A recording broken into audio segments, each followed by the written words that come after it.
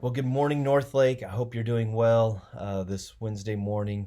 And it's a beautiful day in Lago Vista. I'm looking out my window here in my office, and it's just gorgeous.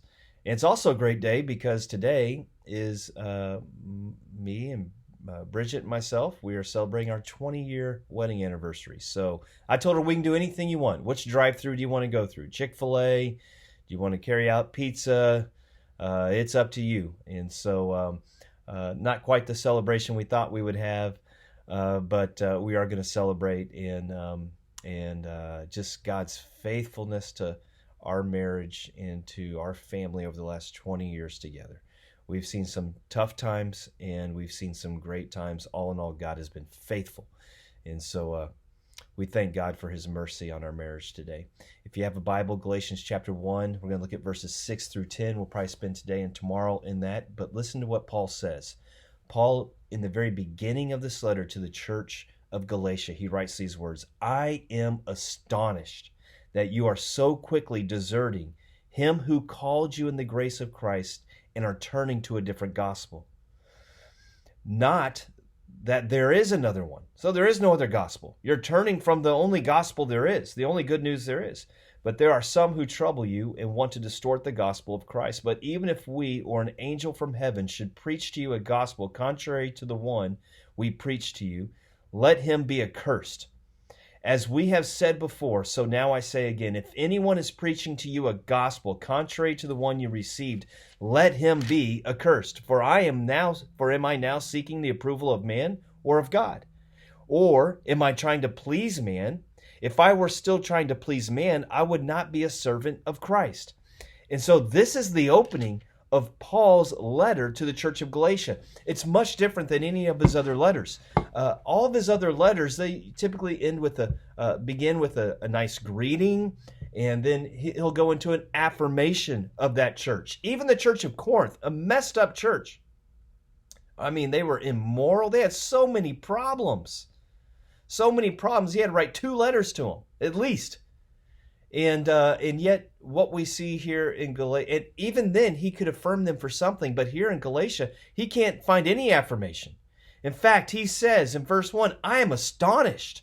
I'm astonished that you are so quickly deserting him. Quintilian, who was a Roman teacher, specifically taught about rhetoric, was he would have been so disappointed with the Apostle Paul's letter here to the church of Galatia.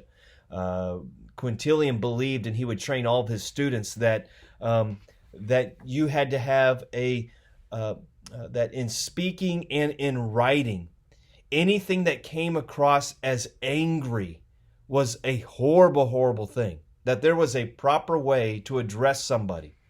But Paul here, in verse 6, comes right out of the gate saying, I am astonished. The church of Galatia had received the gospel and the message of Jesus, the message of free grace, and they are now turning away from it. It's being distorted. It's being distorted by teachers who were coming in, and what they were preaching was that, yes, Jesus is all good, but really, to really secure this thing, you need to become a Jew. You need to live by the law of Moses. You need to be circumcised. You need to live out the complete law. And Jesus plus works, then you're good. And Paul is hearing about this, and so he writes to this church of Galatia, and he says, no, no, no, no, no. If you hear any other gospel besides the one I preach to you, it is accursed. In fact, he says it's no gospel at all. And he is looking at this church, and he doesn't have time for niceties. He doesn't have time to be gentle. He doesn't have time to affirm. This to Paul was the greatest crisis ever in the church, is to take the message of Jesus Christ and what he accomplished on the cross, the offer of free grace and free mercy and salvation, the gift of the gospel, and distort it. There was no time to be nice. There was no time for affirmation.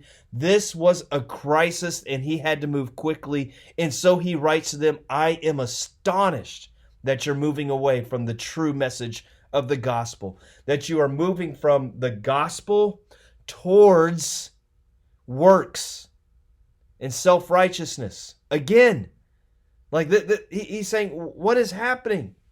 John Stott summarizes it this way. The church's greatest troublemakers are not those outside who oppose, ridicule, or persecute it, but those inside who try to change the gospel. This is still our greatest threat in the church today. It is when we take the message of free grace and we begin to add to it. We begin to add to it, well, you have to be in a Bible study. Well, you have to be in a small group. Well, you have to serve in the church. You have to do this. You have to do that. You have to do this. And we begin to live based upon, in our salvation, with works and in legalism. Legalism.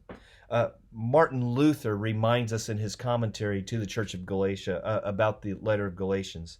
He says this, there is a clear and present danger that the devil may take away from us the pure doctrine of grace and replace it with the doctrines of works and human traditions. So, legalism. Let me define legalism briefly. Legalism is anything that we put in our life that we believe is going to help us to be more accepted and approved by God. That is legalism. Legalism is something that we do in our life that we add to the gospel that say, oh, well, if I do this and I live this particular way, God's going to love me more. He's going to be more approved by me.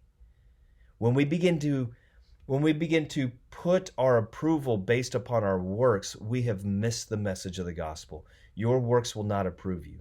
Only the accomplished works of Jesus Christ on the cross. And so the seeking question for us today is, how have I perverted the gospel in my own life, in my walk with Jesus? I know for me, I love free stuff. I love free stuff. But for some reason, it is always difficult for me to understand, why would God give me free grace? And I always have a propensity to live in legalism or in works or human traditions, as Martin Luther would say, to pay back what was freely given, or to inject it into my life so that I believe God will approve of me even more. And Paul is writing to us and saying, no, that is not the message of the gospel. The message of the gospel is everything that God required of us was accomplished in Jesus. Therefore, rest in the mercy of the gospel.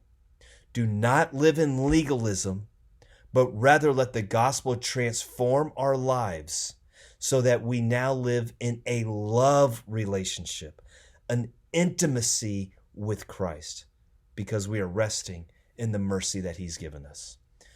Tomorrow, we're going to finish this short section of verses 6 through 10. Y'all have a great day. We miss you, praying for you, and we love you.